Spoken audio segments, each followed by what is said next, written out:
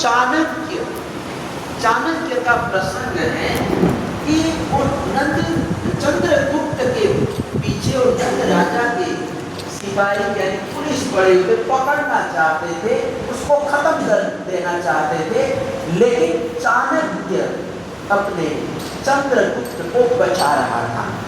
दोनों भाग रहे थे, जे पुलिस बड़ी हुई पकड़ने के लिए, तो छिपने का कोई स्थान भी नहीं, एकदम पुलिस नजदीक आ गई, तो अब छिपे कहाँ छिपाया जाए, तो एक बड़ा तालाब था, तो चाणक्य ने कहा कि चंद्रगुप्त तालाब में छिप जा, यानी पानी में तू छिप जा।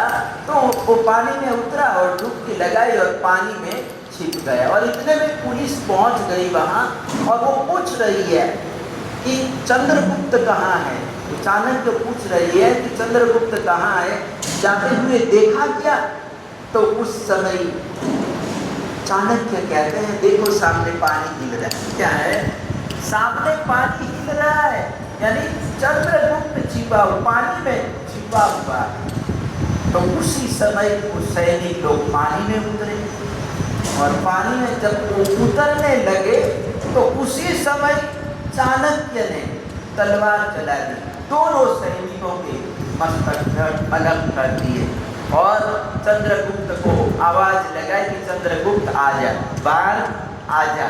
और बाहर आके पूछा, तो चाणक्य चंद्रगुप्त को पूछते हैं कि जब वो पुलिस पहुंच गई और पुलिस वालों ने पूछा कि चंद्रगुप्त कहाँ है, तो मैंने तो बता दिया कि पानी में छिपा हुआ है। तो उस समय तेरे मन में क्या विचार चल रहा है?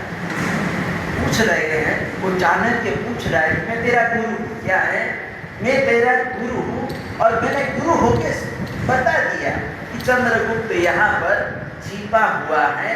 तो जब मैंने बताया तो उस समय तेरे मन में क्या विचार आया, मेरे प्रति क्या विचार आया?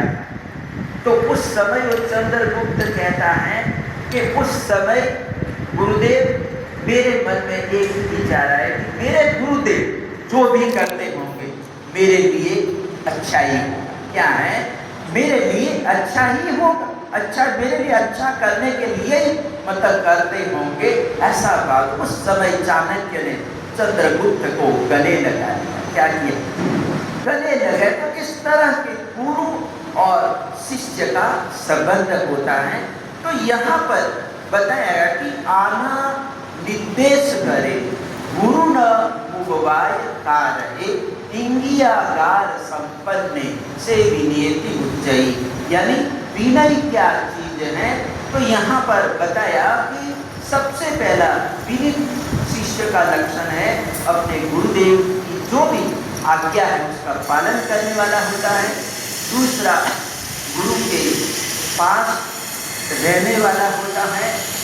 और तीसरा कहते हैं इंद्रियागार संपन्न, यानी इशारों को भाव को समझने वाला शिष्य होता है। अब तीसरी गाथा में परमात्मा अविनीत शिष्य का लक्षण बता रहे हैं कि अनादिदेश करे, वो आज्ञा का पालन नहीं करता है, यानी विपरीत उल्टा विनयी शिष्य के विपरीत जो चलता है उसको अविनीत शिष्य कहते हैं।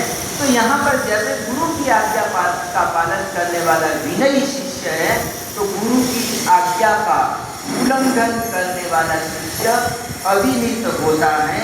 और गुरु न उपवायकार है, मनुवायकार यानी वो अनुपमा यानी कि गुरु से दूर रहने वाला होता है। यानी बैठेगा कभी दूर ही बैठेगा, नजदीक बैठेगा तो कभी गुरु जी कोई काम बता देते, तो इसलिए वो दूर ही बैठेगा, कहीं कोने में जाके बैठ जाएगा, तो गुरु से दूर रहने वाला। और तीसरा कठिन असंबुद्धे, यानी कहते को प्रत्यनिक तो होता है। प्रत्यनिक का मतलब होता है कि विरोधी, गुरु का विरोधी, गुरु के विचारों का विरोधी, ऐसे शिष्य को प्रत्यनिक कहा जाए। असंबुद्ध यानी कोई इसको समझाओ, पढ़ाओ, लिखाओ तो भी समझ में उसकी समझ में नहीं आता। तो ऐसा जो शिष्य होता है वो अविनीत होता है। कैसा होता है? वो अविनीत होता है। तो अपने 43 आगम है और 43 आगमों में एक आगम का नाम है नंदी सूत्र। आप लोगों ने सुना होगा नंदी सूत्र। तो नंदी सूत्र में 5 ज्ञानों का वर्णन है, यानी इस आगम में ज्ञान के बारे में, यानी 5 जो ज्ञान हमारे मत ज्ञान, ज्ञान, अवधि ज्ञान, मनोपर्य ज्ञान और केवल ज्ञान, ये 5 ज्ञानों का विस्तार से आपको पढ़ना है, ज्ञान प्राप्त करना है, तो आपको नंदी सूत्र पढ़ना पड़ेगा। तो इसमें ज्ञान क्या चीज है, हमारे 5 ज्ञानों के बारे में विस्तार से समझाया गया है। तो ये जो कहानी है विहित अविहित शिष्य की कहानी नंदी सूत्र में आती है।